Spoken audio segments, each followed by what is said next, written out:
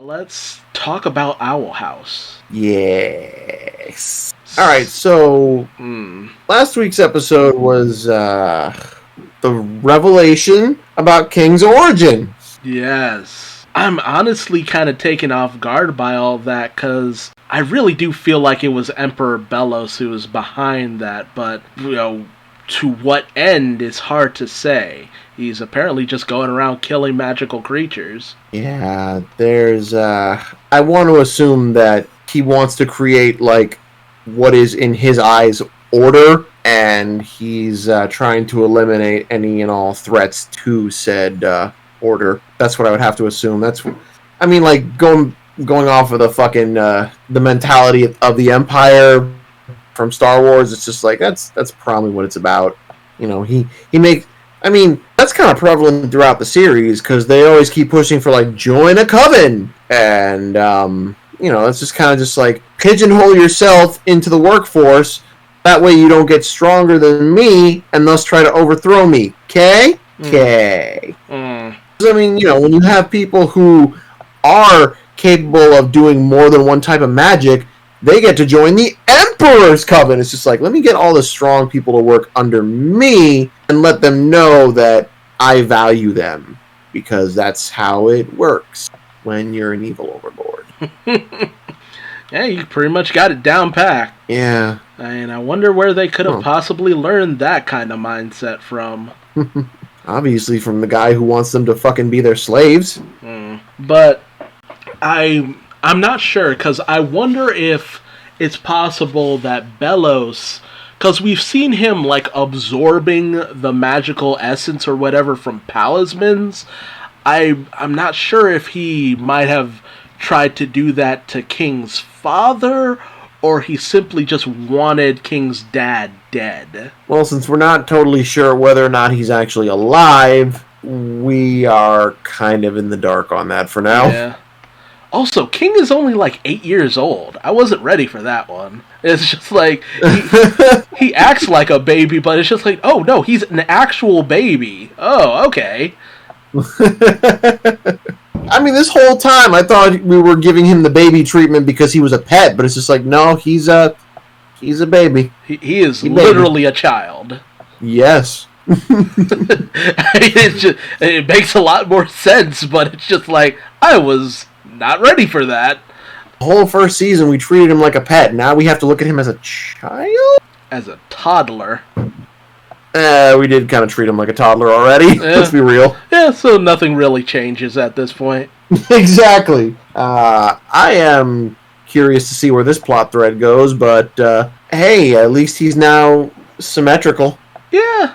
Although, it's still pretty obvious that that part of the horn is, glued on, which I think is a charming little thing to add. Yeah, it's a nice little attention to detail. Yeah. Although, Ida held that in her hair for who knows how long.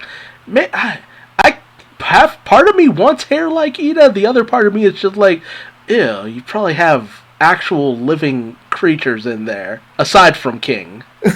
Yeah. Listen, having hair that long, I can honestly tell you, well, I used to have hair that long, but I can honestly tell you that trouble to clean out. Although I do love Luz's comment in yesterday's episode where she's just when I get older, I'm going to have hair like that. And King's just you want that? Yes. God, that fucking episode was great. Especially that exchange. It's dude, why would you want that? That's so gross. You want to just be able to shove whatever in your hair and never know what's actually still in there? Yeah, right? That's nasty. Ida's hair is essentially a backpack you never clean out. Okay, so there's a lot to go into on yesterday's episode. There's just a lot. First off, I want to start with the fact that Lilith is already fucking leaving. Bro, you just got here. I'm actually salty about that. I am so mad. Same! What the fuck, bro? Why are you getting rid of her already? I actually really enjoyed having her around. Same! I liked her, I liked her back and forth with Hootie. It was cute. Yes, like finally Hootie felt like I really liked everything to do with Hootie and her. It's just it really is very charming, and it really brings her kind of down to earth for the most part. Yes, it was something she desperately needed too. I mean, I do like that, when the mom showed up and basically got both her daughters to transform into owl monsters. I mean, fuck, she knew exactly the right fucking thing to say then. It just took, too goddamn long. Yeah, it leave it to family to bring out the worst in you. Right? And then when it's just like, okay, now you decide to step up at, like, my worst moment. Yeah, and honestly, the relationship between Ida, Lilith, and Gwen, it makes sense out of so many things about their overall relationship. Like, I feel like it opened my eyes to everything about Lilith in that moment, and it's just like I felt like I had just peeked into Nirvana, because it's just like, oh, Lilith, that explains why you're the way you are. I'm like, it was one thing that she cursed Ida. Like, that was something that I'm just like, okay, that's a little drastic. I get Ida has a lot of raw talent, ability, and all that, but to go as far as to curse her, it's just like, that's weirdly petty. But now it's just like, oh, because you're so used to Ida always one-upping you, despite the fact that you put in twice the effort at every turn, you didn't want her to take away the one thing that she actually wanted and was striving for. That's what made her so desperate. Also, she really wanted her mother's approval, and her mother was way more focused on her sister, so I have to assume that, like, even before the curse, this was the case. That was highly implied. Like, it's always been this way, and she had just reached a point where she did something drastic. It doesn't excuse what she did, but it makes so much sense out of what she did, and I love that. Yeah. Also love how, like, she finally gave her some goddamn closure. I feel like some of these people are writing parents the way they wish their own parents had been, because goddamn, dude, when a parent recognizes I wasn't there for you in the way you needed, I mean, realistically, I don't see any parent not from the boomer generation taking that level of responsibility. You can say or call me whatever you want. I don't see it. Yeah. I probably don't have the best experience with it, but honestly, like I said, I feel like maybe Dana Terrace is writing Gwen to be the mother. She might have mother issues. I'll put it that way. Yeah. Which there's nothing wrong with it. But her or one of the writers, either way, it's just like this came from a real place. Yeah, the solution to all of this was, like I said, it's the ideal behavior we want to see out of our parents. Yeah. It's just, I don't know how many of us actually get that. Oh God. And I guess, dude, just this whole episode, I was like projecting, because it was just like as soon as he got into the moment where, Gwen is just like, oh, I know what's best. I'll do this. I'll dump my entire life savings into this. I'm just like, oh God, it's literally my mother. Just don't do this, Mom, please. I'm begging you not to do this thing. I get that you're trying to help, but that is the wrong way to go about it. And then she does it anyway, and I'm just like, yeah. Listen, I felt it when she told Lilith I wasn't there in the way you needed me to be. I'm just like, can you be my mom? Like that shit you really need to hear from a parent. It's just like, finally, vindication.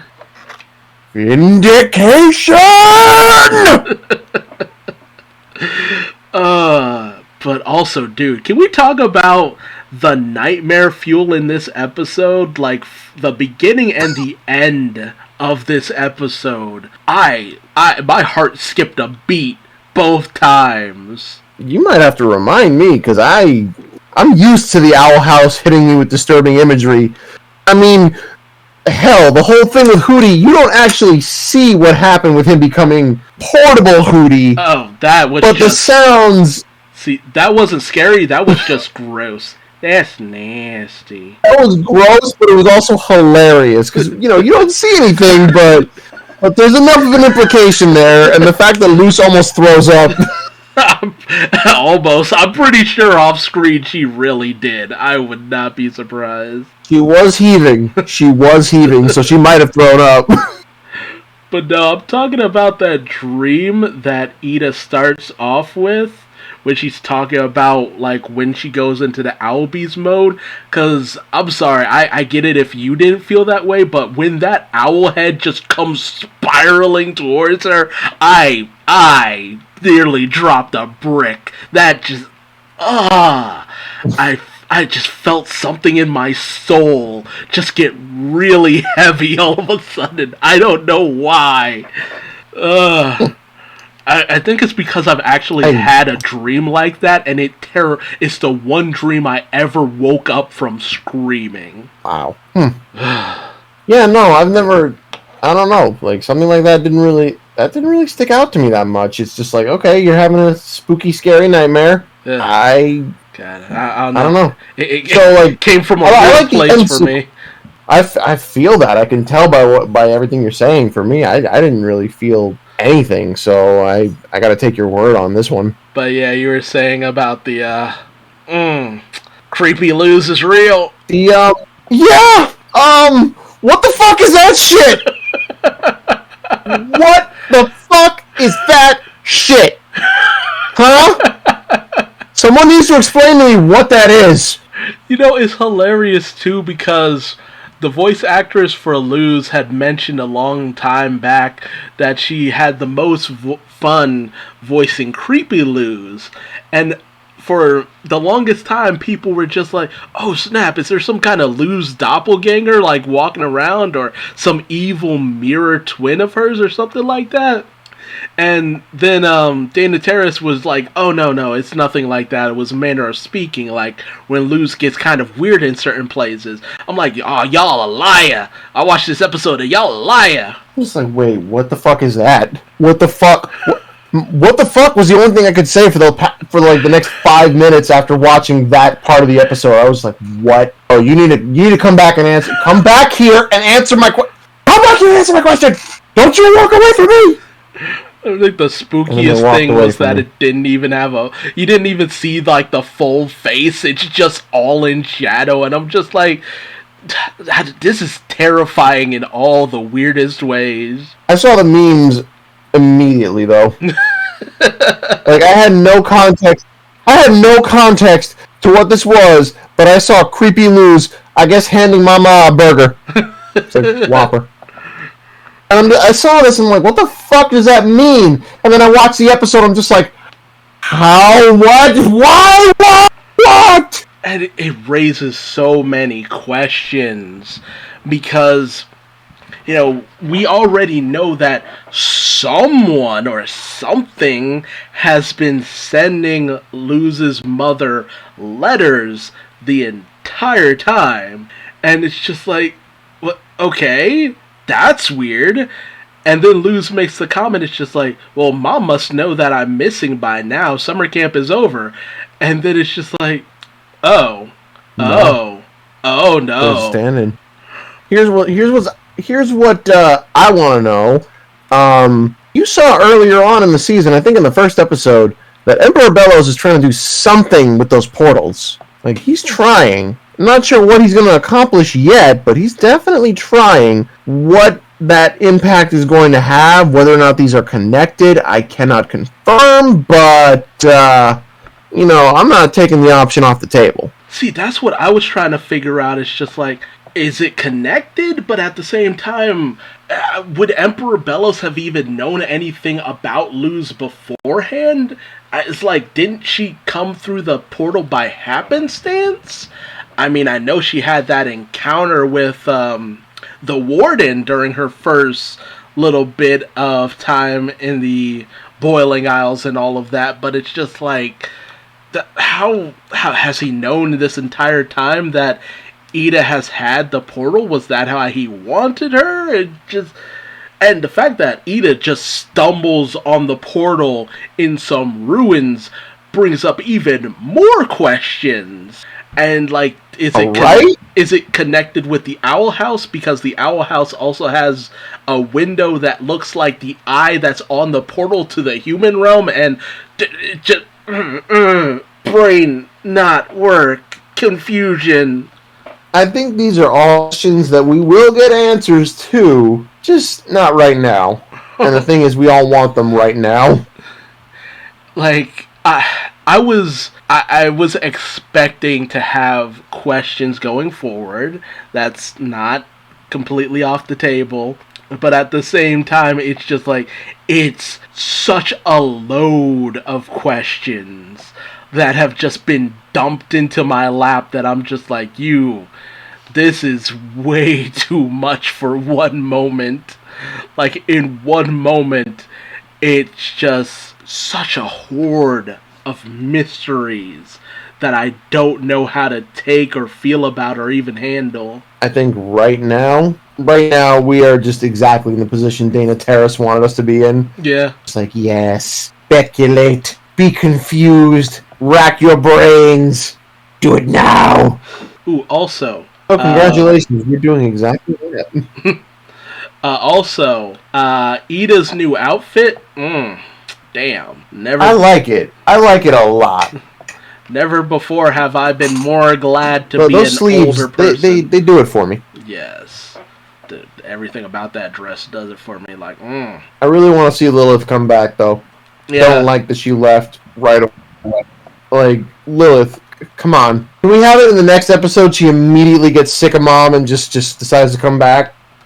Mom or Dad. Apparently their dad is still around, too. There's probably going to be an episode where she has to confront her dad. That's going to be a hard episode to watch.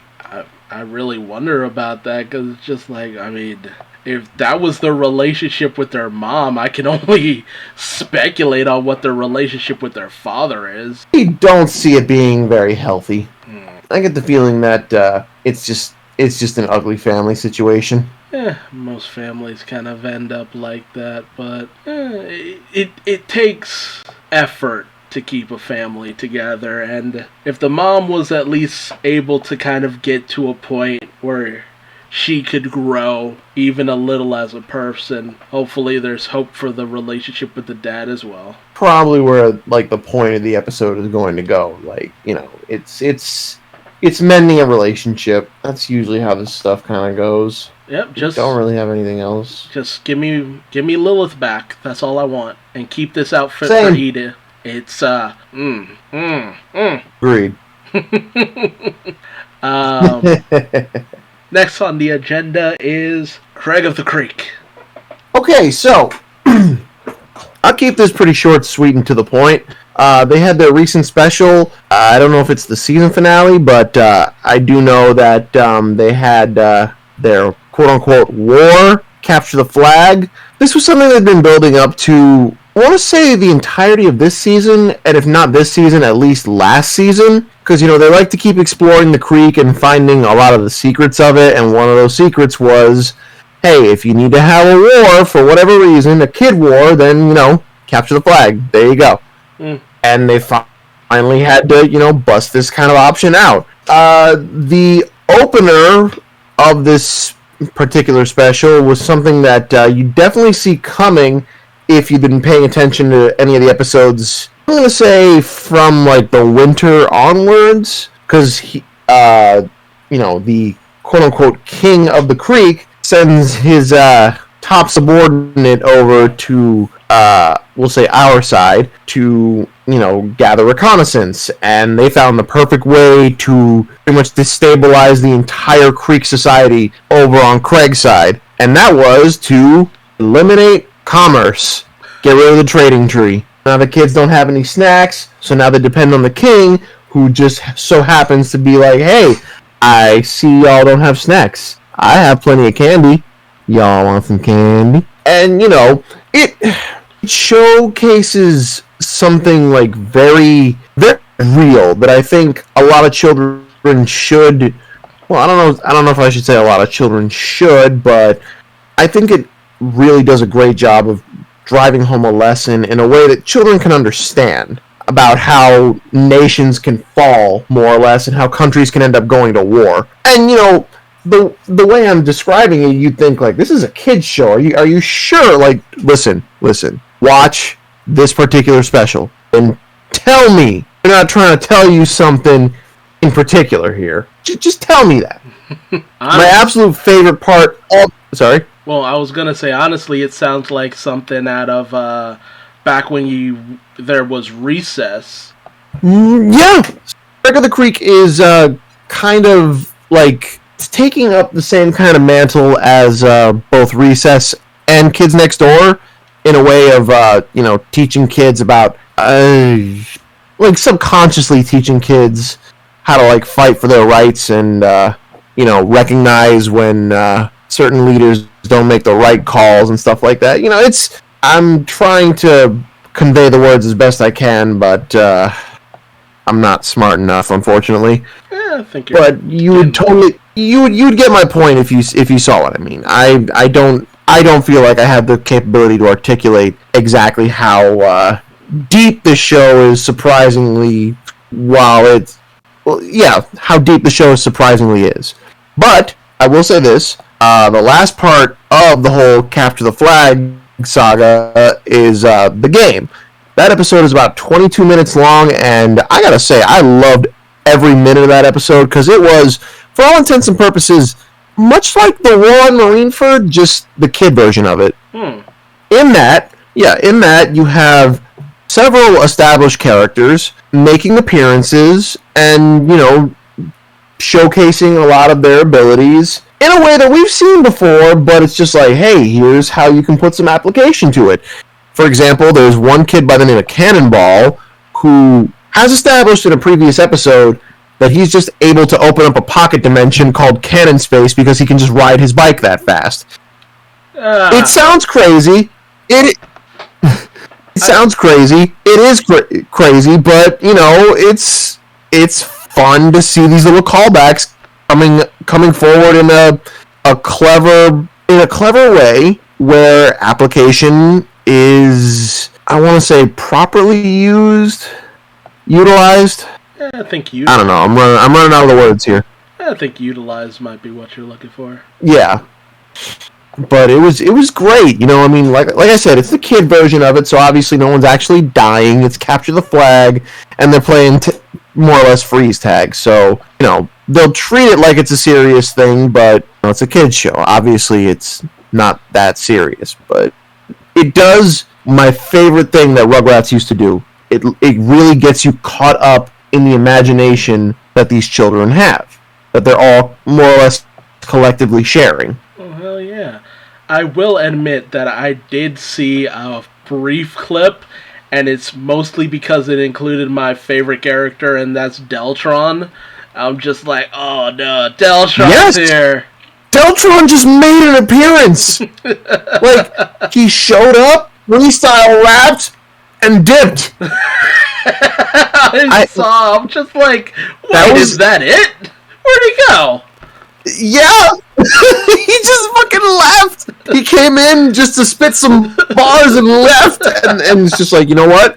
I can respect that because he showed up at a crucial time that was desperately needed. It was great. It was fucking mad. It was just so good. That's what I liked about this series because you have all these established characters with all these crazy abilities. You got Deltron, the fucking robot kid, Mamie, the horse girl, Cannonball, who can enter cannon space.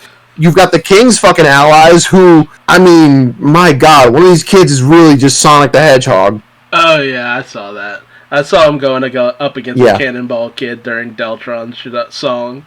I'm just like, what the fuck is this? Yeah. Also, there was the kid who makes literal cardboard fucking mechs.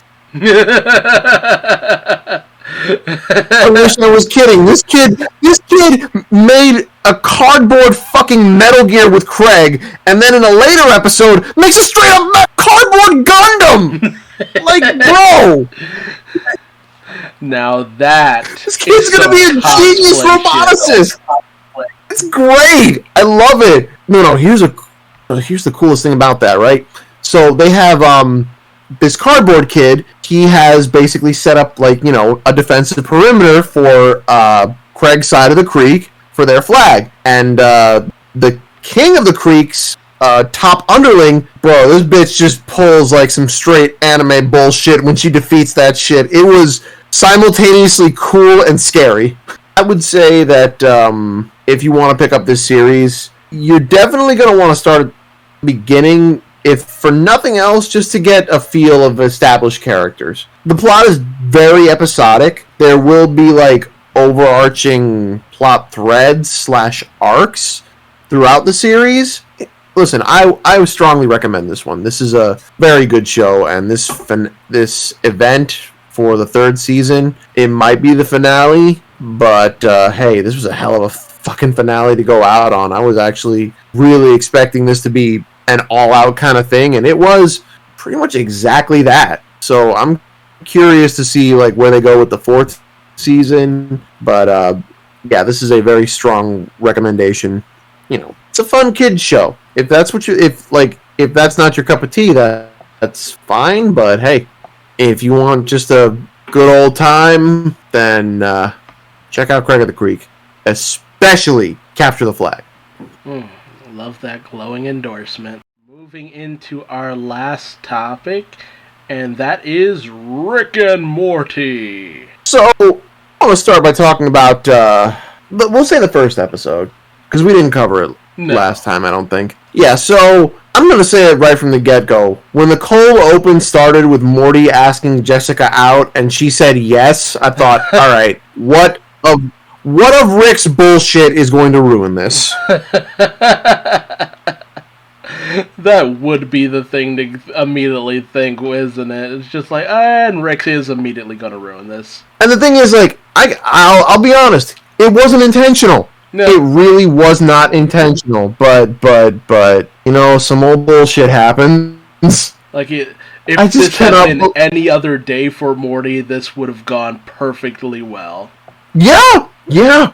But the fact that his crush is over and he might actually have a chance to hit that because she was really, really into the idea of that wine. Like, oh, we're going to get drunk and then we might fool around and who knows what happens. You could tell that was Morty's intention too, but I'm just like, bruh, this poor fucking kid cannot get wine from this goddamn alternate dimension because his grandpa overlooks one important fucking detail. God fucking damn it, Rick. God fucking damn it, Rick. All to impress a much more sexually charged Namor knockoff. I said what I said. You're not wrong. Although I did honestly love how just deeply Rick was just all over his approval. It's just like, you rarely ever see Rick like that, just really looking to impress someone to that degree. And it's obvious he didn't want to be like that. He just wanted to treat him like he was just some other fuckface, but he knew deep down he couldn't. Yeah, because evidently this guy is anybody and is still alive. I mean, Jesus Christ. We still don't know what happened to Squanchy. That is true. We really don't know what happened to Squanchy.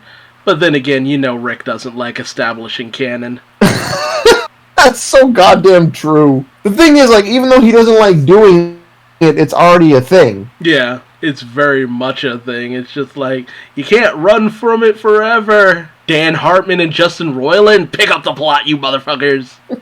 I mean, this has got to be Dan Harmon's doing. I don't know. I got a few hints on his style from Community, picking up like, what he obviously learned from Community that he's taking to Rick and Morty.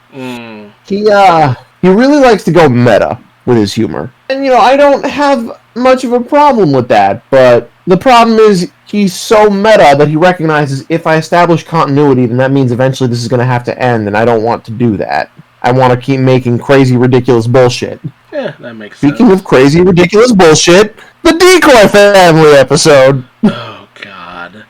I'm not gonna lie, I kind of spaced out after a certain point because I'm just like,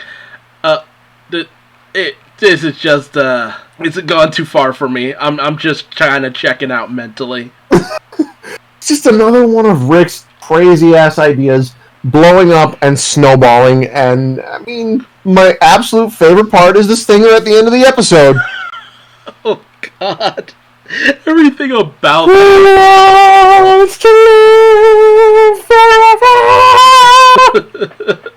I was playing that song. I'm just like, no, you're not. And then they kept fucking going with it, and it was Jerry, so of course that made it even better.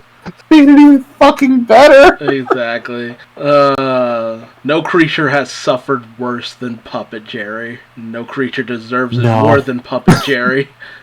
I don't think Puppet Jerry deserves to suffer, but... Oh, mister, no, I don't have enough varnish for everyone. It's just like, fuck you, Puppet Jerry, you little prick. I mean, I don't know.